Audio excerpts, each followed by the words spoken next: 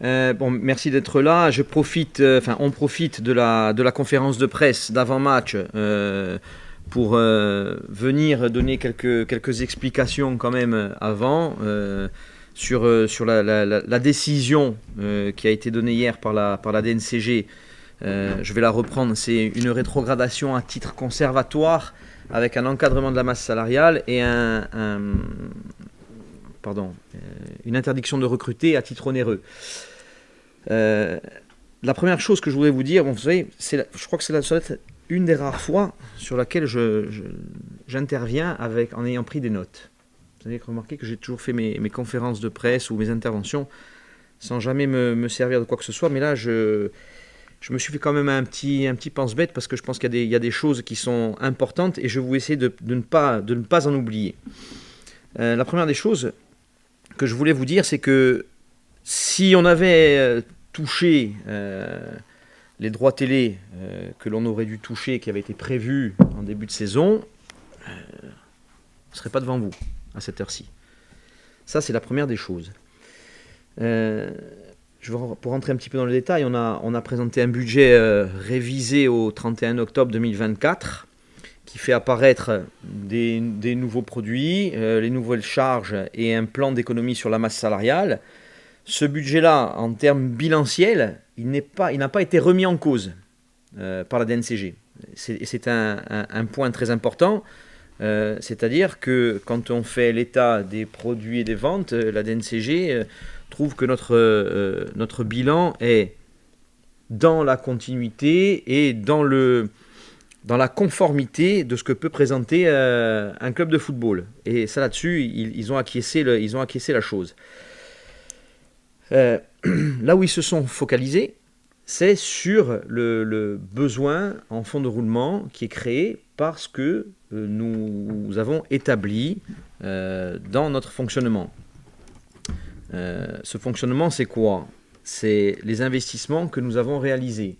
Les investissements dans l'organisation de l'effectif professionnel, dans l'organisation du centre de formation, dans l'aménagement structurel, des aménagements au stade, avec les 2 espaces VIP qui ont été créés pour recevoir les partenaires qui devaient être assis sur les espaces latéraux du salon, des aménagements toujours au centre de formation, avec des petits aménagements, mais qui ont un coût et qui font avancer le club. Ça, c'est les investissements.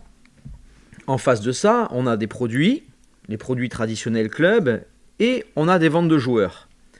Et les ventes de joueurs, il faut savoir qu'elles ne sont pas encaissées au moment où vous effectuez la vente. En revanche, vos investissements, vous les réglez de suite.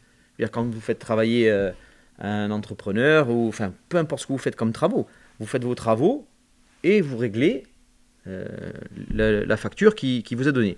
Quand vous vendez un joueur, vous établissez une facture, et souvent, très souvent, pour ne pas dire à chaque fois, dans vos négociations avec les clubs, vous avez un échelonnement des paiements. Et ça, c'est ce qui crée aujourd'hui notre besoin en fonds de roulement. C'est-à-dire que, pour reprendre l'exemple, c'est celui que j'ai pris hier, et je vais rester sur celui-ci, Florian Bianchini a été vendu en début de saison, et on a traité avec Swansea le fait qu'ils allaient nous régler 2,3 millions échelonnés sur 3 saisons. À ce jour, on a encaissé 400 000 euros de Swansea. Derrière ça, on a un accord avec le club d'Amiens, à qui on avait récupéré Florian Bianchini, auquel on doit une certaine somme, puisqu'on avait récupéré le joueur gratuit. Mais il y avait un engagement de verser un pourcentage de la somme de la vente. Et cet engagement-là, le Sporting le tient auprès d'Amiens. Donc le Sporting a réglé la part qu'il devait régler à Amiens.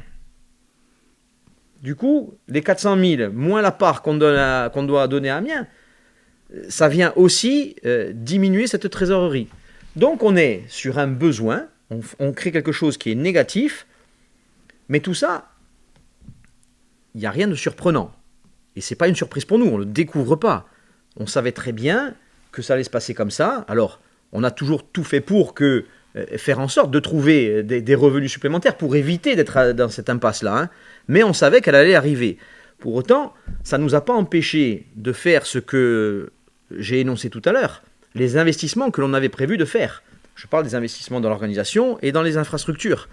Parce qu'il aurait été plus simple peut-être, dans une gestion d'entreprise, comme dans une gestion d'entreprise traditionnelle, le plus simple aurait été de dire on reporte l'investissement, on reporte l'organisation. Sauf que ce n'est pas ce que nous voulions pour le club. Nous voulons continuer d'avancer. Et je viendrai ensuite sur justement cette volonté d'avancer.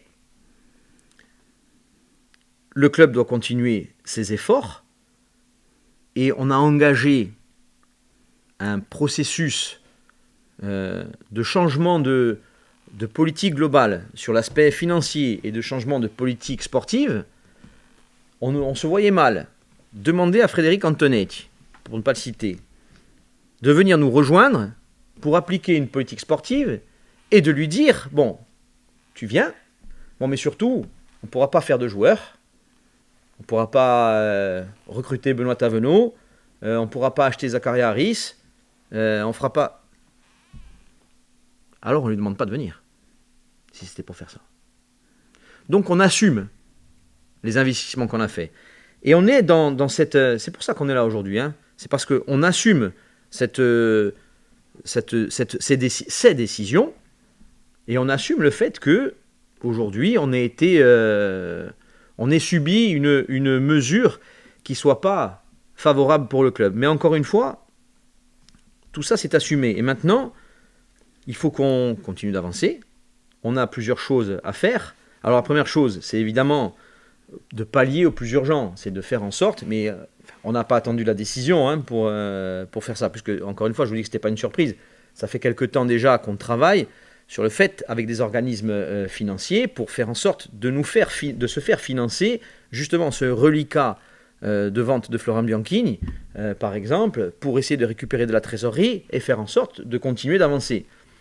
Donc ça, c'est ce qu'on est en train de faire aujourd'hui pour pallier au plus urgent, qui est le fait de pouvoir trouver cette trésorerie.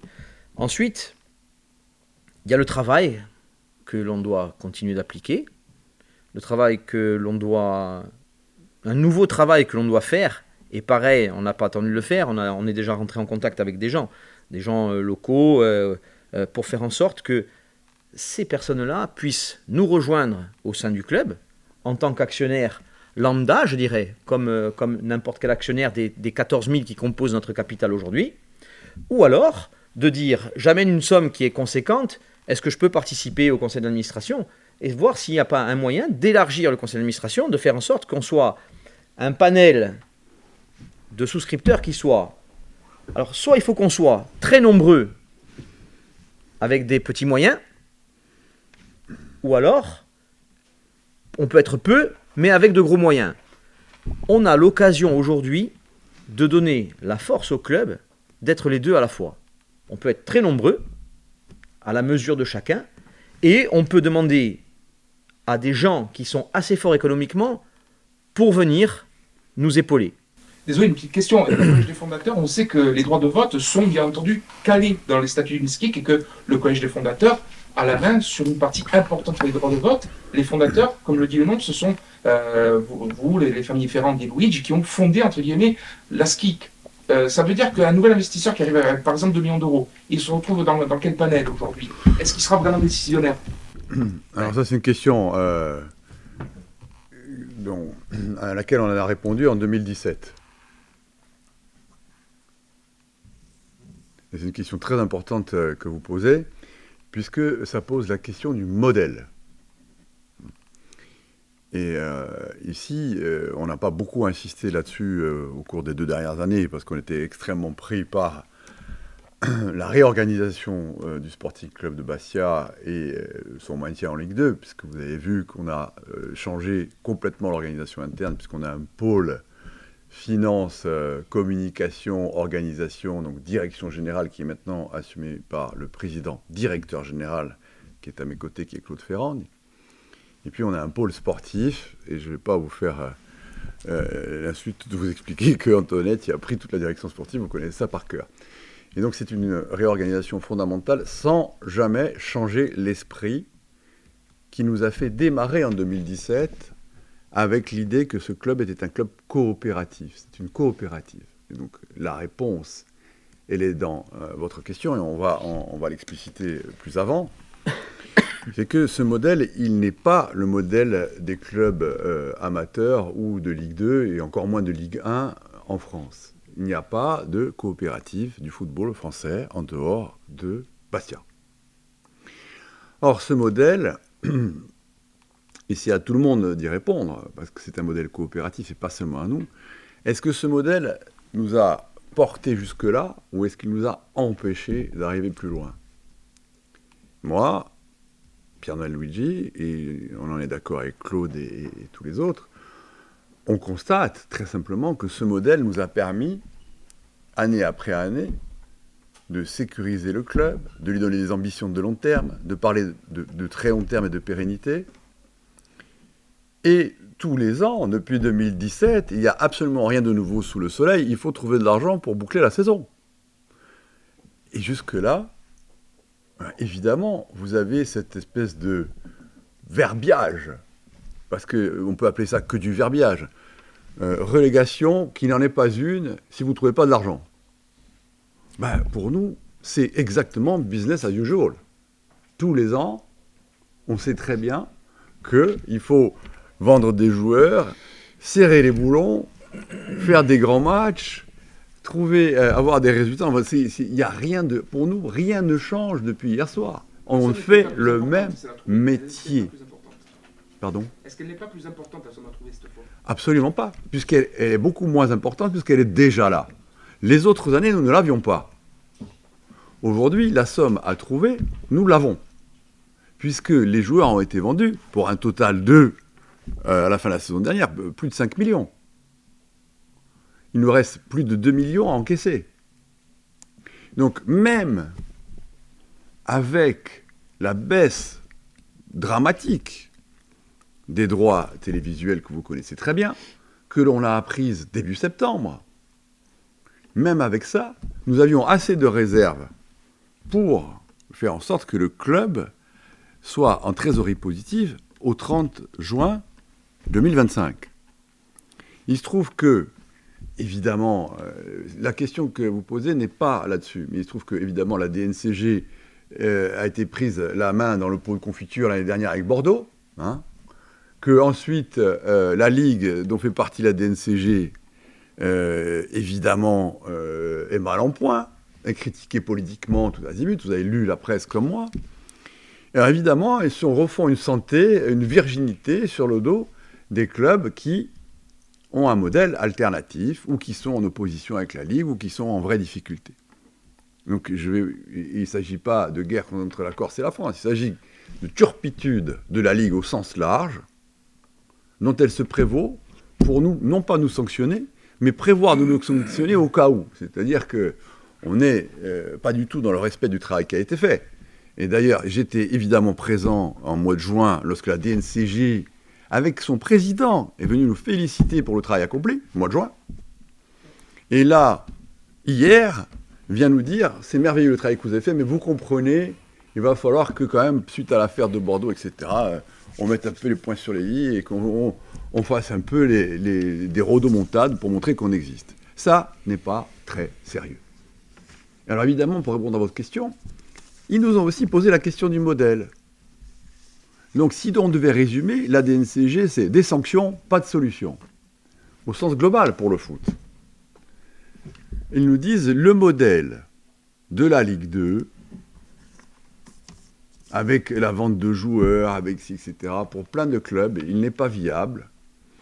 Le modèle de la Ligue 2, si les actionnaires ne sont pas là massivement pour remettre au pot tous les ans, eh bien, nous, on n'a pas de modèle alternatif. Mais par ailleurs, on sait très bien que tous les actionnaires de la Ligue 2 sont en difficulté parce que les droits télé baissent et il y a moins d'intérêt à être en Ligue 2. Donc, ils sont eux-mêmes dans une contradiction qu'ils ont provoquée et ils n'ont pas de solution.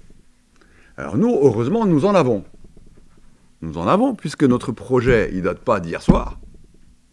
Et notre projet, c'est celui qu'on porte depuis 2017, de structurer le club, d'en faire un club collectif, coopératif, et qui, aujourd'hui, au moment où on parle,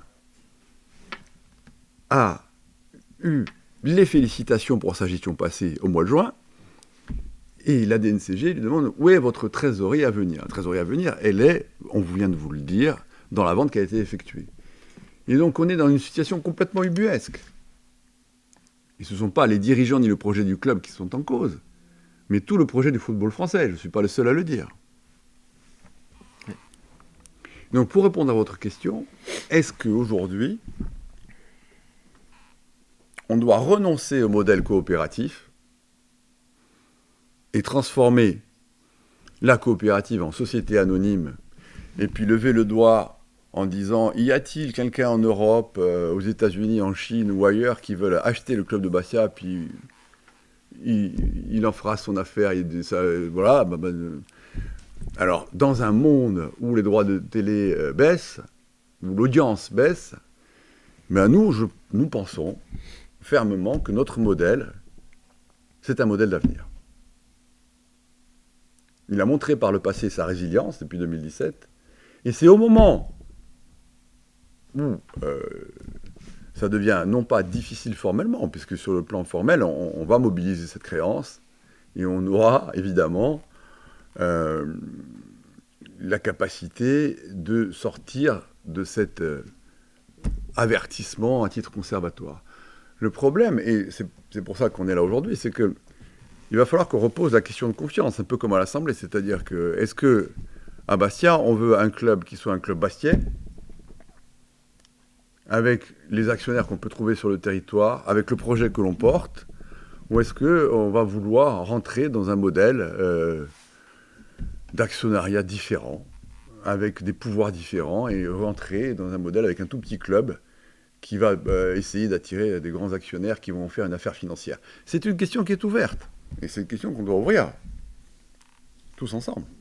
Voilà ma réponse.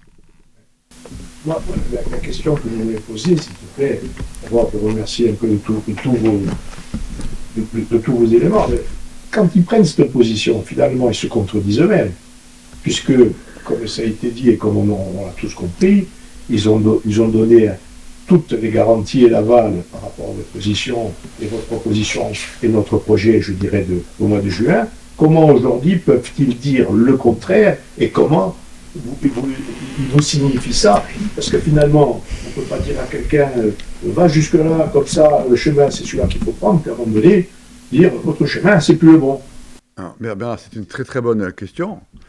Alors, il est hors de question qu'on tape à bras raccourcis sur la ligne. Il y a assez de gens, c'est pas le sujet. Et puis c'est pas le sujet. Hein. Je pense que la réalité, c'est que pas ça. non, la réalité, c'est qu'ils disent maintenant, après les affaires dans lesquelles on s'est fait entraîner, maintenant on passe à tolérance zéro d'un seul coup. Voilà. Enfin, c'est ça la justification. On verra si c'est tolérance zéro partout. Mais en tout cas, voilà, c'est très intéressant. Bernard, ce que je veux dire par c'est pas le sujet, c'est qu'en fait, aujourd'hui, on est là juste pour expliquer ce qui s'est passé, pourquoi on en est là, quelles sont les raisons qui ont poussé la DNCG à prendre cette mesure, et ce qui est important, c'est ce que l'on continue de faire. C'est surtout ça, voilà. Parce qu'après, on peut... Moi, je n'ai pas envie de chercher un coupable. Mais le chemin, on le trouve. Le chemin, on le trouve dans ce qu'on est en train de... C'est le sillon qu'on a tracé. Et je parlais tout à l'heure des investissements, de la politique qu'on assume. C'est celui-là le bon chemin. Je reste persuadé que c'est le bon chemin.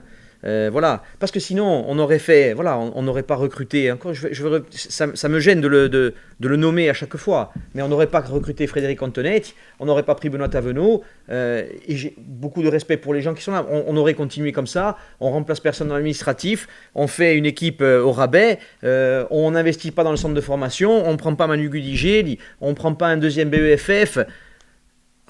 On continue à vivre, on fait ce qu'on peut faire, et puis si on descend en national, on fait ce qu'on a en Ligue 2 tranquille, c'est bien. Puis si on descend en national, on descend, on essaiera de remonter. Voilà. Non, c'est pas ce qu'on veut faire. Messieurs, je crois que la question, en fait, elle n'est pas là. La question, c'est que beaucoup de gens se posent, c'est on a beaucoup vendu, Ouais. Et vous avez expliqué, donc il y a des échéanciers. Est-ce que ça veut dire que pour Alfarella et pour Conte aussi, il y a un échéancier de la même sorte? Non, mais Alfarella et Conte sont comptés dans notre budget.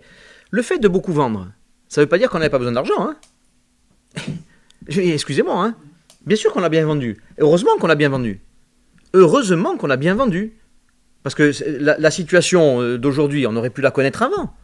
J'ai une question à vous poser justement Oui. sur ce sujet. La saison dernière, avant transfert, Oui. le déficit du Sporting était aux alentours des 3,5 millions d'euros. Oui. Contrairement à la saison précédente où il était beaucoup moins élevé. Bien sûr. Pourquoi ce déficit s'est exprimé par rapport aux investissements? Ben alors, non, il y a des investissements, en partie. Après, ce que vous avez, c'est la masse salariale. Et c'est là où c'est important d'en revenir à la politique sportive.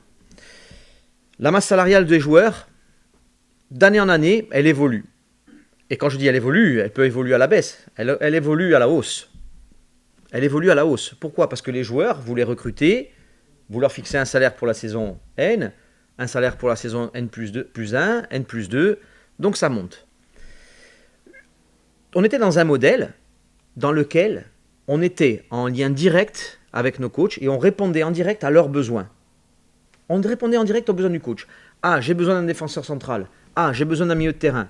On prenait un défenseur central, on prenait un milieu de terrain. Et je ne remets pas en cause ce modèle-là. Il nous a porté jusque là où on est aujourd'hui. Il a trouvé ses limites. C'est ce que je vous ai dit la saison dernière. Notre fonctionnement a trouvé ses limites. Ah, et c'est pour ça qu'on a évolué dans un système où on a quelqu'un qui est responsable de la politique sportive. Les recrutements de joueurs, ils sont faits, ils sont anticipés.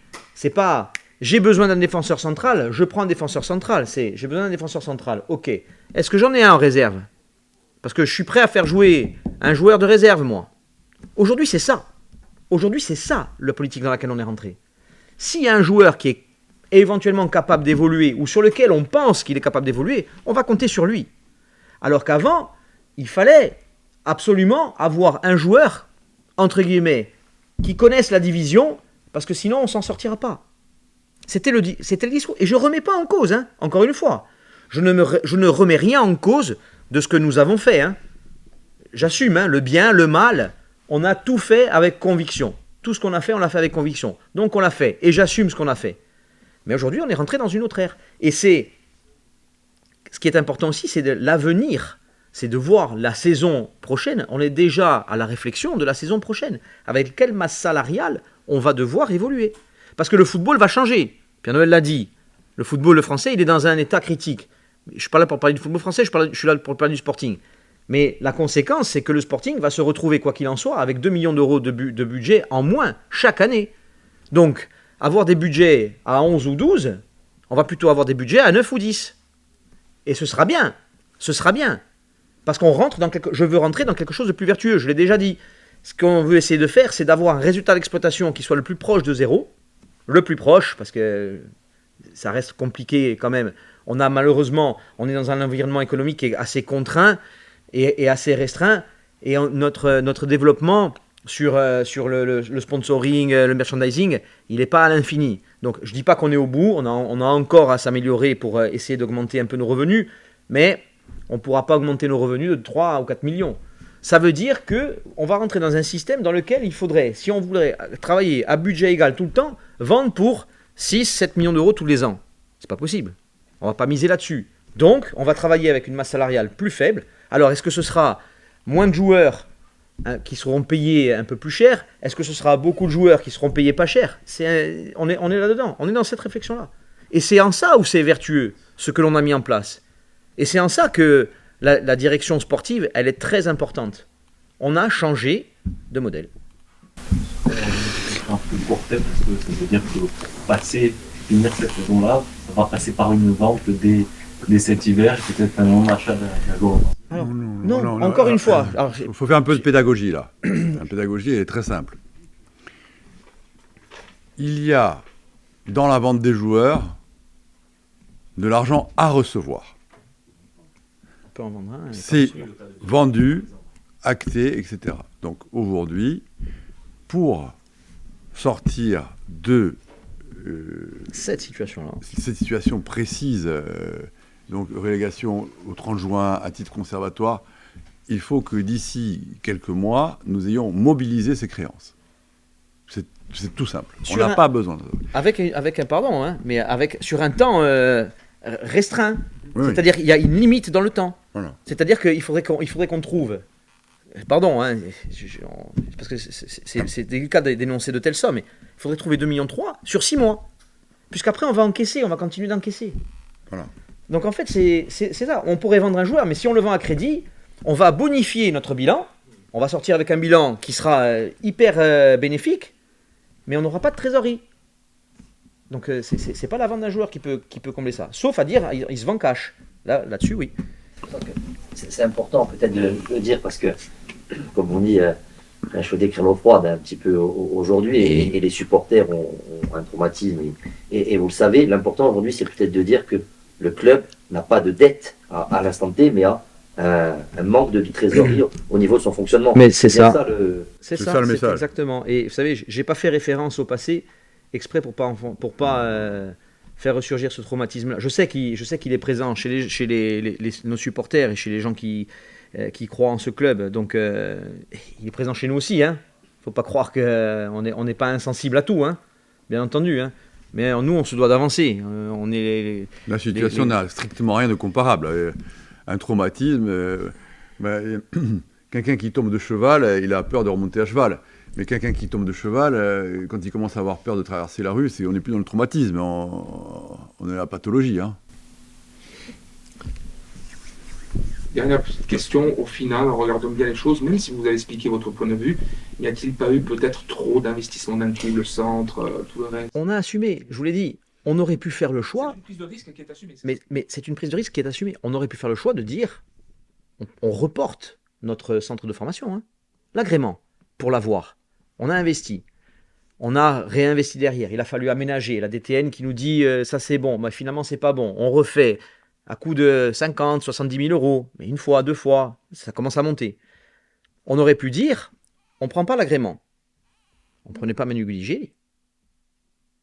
On ne prenait pas Philippe Lemaire, qui est notre deuxième BFF. Toute cette structuration-là, elle vaut de l'argent. On ne fait pas les travaux. On aurait dit, on reporte d'un an. Mais sauf qu'à reporter d'un an l'agrément de notre centre de formation, c'était encore continuer à avoir des joueurs de bonne qualité dans des équipes sous l'équipe première qui ne soient pas protégés. Cette nouvelle politique, elle nous a forcés à réinvestir. En fait, c'est un nouvel investissement. On se réinvente. On réinvestit. On est là-dedans. Finalement, les 2,3 millions qui manquent, ce soit trouvés par des actionnaires, c'est ça? Non, pas du tout. Je crois qu'on s'est très mal exprimé. Enfin, pas du tout. On a vraiment, si vous avez compris ça, c'est qu'on est vraiment nul. Hein. On est nul. Il faut 2,3 millions sur 6 mois, mais on peut se faire financer par un organisme financier. Je ne vais pas dire un organisme bancaire. Aujourd'hui, une banque traditionnelle ne suit pas un club de foot, hein, que ce soit le Sporting ou un autre. Il y a des agences bancaires dédiées au club de foot. Il y a des organismes qui font ce genre-là. Ça vaut un peu d'argent. Ça vaut un peu d'argent de le faire. Et au lieu de récupérer le 1,9 million qu'on aurait à récupérer sur Bianchini, par exemple, je fais que parler de lui, excusez-moi, hein, mais peut-être qu'on n'en aura que 1,7. C'est une sorte de prêt sur gage, en fait. Ouais, c'est une rémunération. On vous prête de l'argent. Le prêt sur gage, ça serait les garanties droits télé de l'année prochaine. Voilà. Là, c'est pas du tout un prêt sur gage. On ne gage rien puisque on a une créance, nous. C'est nous qui l'avons. C'est nous qui l'avons. L'idée, c'est de la cette créance où on est certain qu'on va être payé tant cette année, tant l'année prochaine et tant l'année suivante. On va avoir un organisme financier qui nous dit écoutez, moi je vous prends un taux d'intérêt et je vous le paye tout de suite. Oui, c'est pas un gage, c'est une mobilisation de créance. Il faut être. C'est des termes techniques. Gage, c'est gage. Mobilisation de créance, c'est mobilisation de créance. Il y a une part de vérité quand même dans ce que vous dites. Attention, hein. Votre question, elle n'est pas dénuée de bon sens. Il peut y avoir des nouveaux actionnaires qui viennent investir. Et à ce moment-là, ça sera la trésor. Hein, s'ils immobilisent la trésor, attention. Hein. C'est très important ce que dit Claude. Parce qu'effectivement, une des solutions, c'est de faire un appel public à l'actionnariat général et de trouver au moins 1 million sur ce qui nous est nécessaire. Vous savez, je vais me permettre, je ne sais plus si c'était la saison dernière ou il y a 2 saisons, j'avais fait un appel là-dessus. Parce que ça, on ne pourra pas me reprocher de ne pas l'avoir dit. C'est que j'ai toujours dit qu'on était un actionnariat qui était malheureusement trop faible. On peut se targuer d'avoir 13 000 ou près de 14 000 actionnaires, aujourd'hui. Mais, encore une fois, c'est des actionnaires. Les gens ont investi en 2019. Une part à 50 € pour certains. Merci à eux. Merci à eux. Mais aujourd'hui, pour que le club avance, il faut qu'on soit, je vous l'ai dit, soit beaucoup plus nombreux. Il faudrait qu'on soit 20 000, 30 000, avec un actionnariat à une part. Ou alors que des gens viennent nous rejoindre avec une prise d'actionnariat qui soit un peu plus importante, sur des montants qui soient un peu plus conséquents. C'est là où on peut être fort. Alors, une fois que j'ai dit ça, on va le faire une saison. On ne peut pas demander non plus à tous les gens, à tous les actionnaires, tous les ans, de venir remettre de l'argent. Mais investir une fois pour 5 ans d'exercice, on est bien d'accord que ça reste malheureusement pour le club, je parle. Encore une fois, attention, je tiens à être prudent dans mes propos, qu'ils ne soient pas mal interprétés. Un grand merci à la personne qui est venue acheter, qui a eu la confiance de venir acheter une part à 50 €. Mais aujourd'hui, ça ne suffit pas. Ça suffit pas. Et aujourd'hui, nous, actionnaires, on n'est pas assez forts. Et ça, je le redis. Et j'ai pas peur de le dire, c'est la vérité. Vous avez des clubs où ils sont 5, ils sont que 5, ils sont pas 14 000. Par contre, quand je discute avec le président, il me dit ouais, mais moi, la dernière fois, on a eu besoin, il fallait qu'on investisse un peu au centre, j'avais besoin de 2 millions d'euros. Il a dit voilà, messieurs, il nous faut 2 millions d'euros. Ils sont 5, ils ont fait un chèque de 400 000 chacun. Et ils ont fait les travaux qu'ils avaient à faire. Mais aujourd'hui,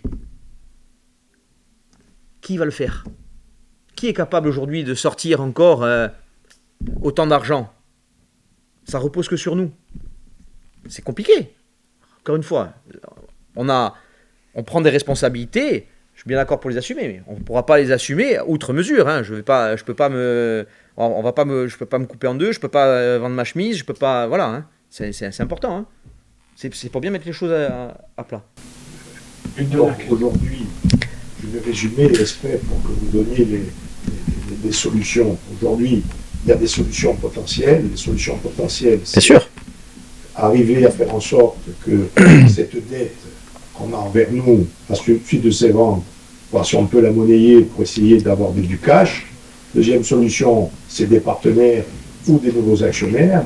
Et troisième solution, c'est d'arriver à faire en sorte que le club puisse agrémenter son budget avec toutes ses rentrées potentielles. C'est ça. Sachant que nous avons, vous l'avez dit assez, la créance réelle est grande.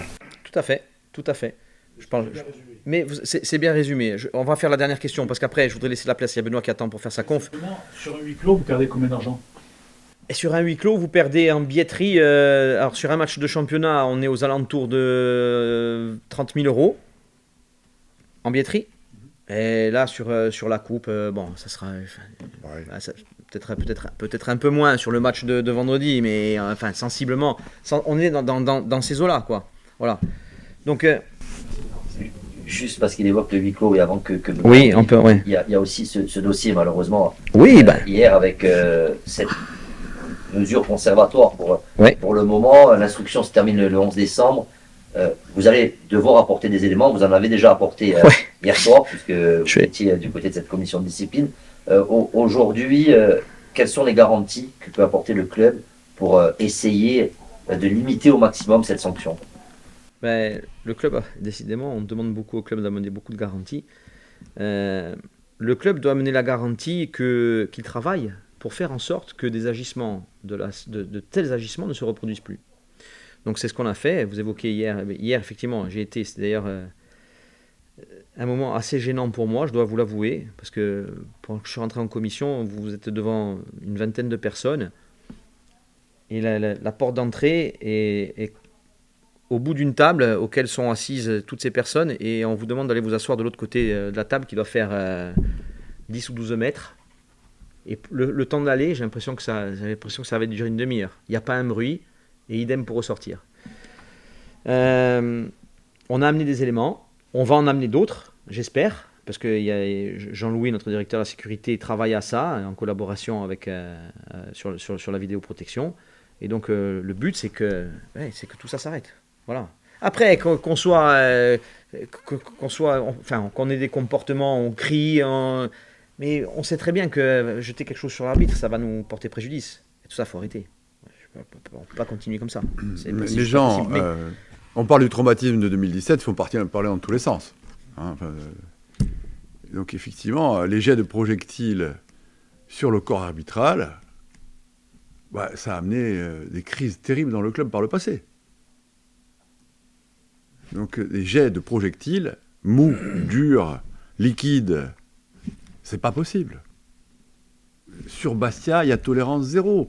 Chaque supporter doit le savoir. Chaque voisin de supporter doit le savoir. Chaque voisin de supporter doit le savoir. Ça n'est pas acceptable parce que c'est Bastia. Point. C'est une donnée. C'est comme le feu, ça brûle et l'eau, ça mouille. On ne va pas changer le corps arbitral. Ça, nous, on n'a pas le pouvoir. Ni Claude, ni moi. Ni pas grand monde en France. Donc, les jets de frites, de paille, d'eau, de tout, mou, pas mou, c'est la même chose. C'est une balle symbolique tirée dans les genoux du club. Est-ce qu'aujourd'hui on peut amener des garanties pour que justement on essaye de faire diminuer ces sanctions potentielles et pour dire allez, on va tout faire et est-ce qu'on peut arriver... Alors attention, après, il faut pas... on va pas amalgamer parce qu'on parle supporter. Là, on est sur des actes qui sont assez isolés, hein, quand même. Hein. Attention, faut être prudent dans ce qu'on dit. Après, apporter des garanties. Qu'est-ce que vous voulez ? Comment vous voulez empêcher quelqu'un de lancer le contenu d'un gobelet ? Qu'est-ce qu'on fait ? On prend, le jour où on a 10 000 personnes, il faut demander à Estia de mobiliser 10 000 agents de sécurité. Un par personne. Elle est où la garantie ? Voilà. Hein, mais, oui. Oui, mais non, mais ils nous ont posé la question hier. La pose de filet, c'est dommage, non ? Je sais pas, je trouve ça... Bon, enfin, on fera ce qu'on nous demande de faire, hein, après. Il y a eu un soutien aussi quand même d'Anthony Gauthier, Oui. qui dans la presse a souligné le travail que vous aviez effectué auprès des arbitres lors de la rencontre. Ces mêmes arbitres qui l'ont souligné eux aussi effectivement dans leur rapport. Ça, c'est un élément important. Ben, ça reste un élément important. Je pensais qu'on aurait bénéficié d'un peu de clémence sur la mesure conservatoire, sincèrement. Je m'étais dit qu'on aurait pu, et c'est ce qu'on a laissé entendre, qu'on aurait aimé que... Enfin, on aimerait, au cas d'une sanction, qu'on soit plutôt sanctionné compartimenté. Voilà, ils ont fait le choix du huis clos. J'espère que l'on n'en aura qu'un, sincèrement, et que ce que l'on va apporter comme explication fera en sorte que contre Guingamp, on pourra jouer, si ce n'est pas au complet, qu'on soit à 90% de notre capacité. Quoi. Voilà, je l'espère sincèrement. Voilà. Messieurs, si vous permettez, je tiens vraiment à laisser la place aux sportifs, et je tiens absolument, à partir d'aujourd'hui, évidemment, je ne vais pas dire qu'on ne va plus parler de ces sujets-là. La DNCG, c'est ce qui nous a mobilisés aujourd'hui. Il faut que le sportif soit serein, et je leur ai demandé de l'être, et il faut se concentrer sur le sportif. Donc on va laisser la place à Benoît, il va vous parler du sportif, et rien que du sportif. Comme ça, on se remet dans le droit chemin. C'est pas la DNCG qui va nous faire descendre. Hein. Voilà. C'était le mot de la fin. Hein. Je dis.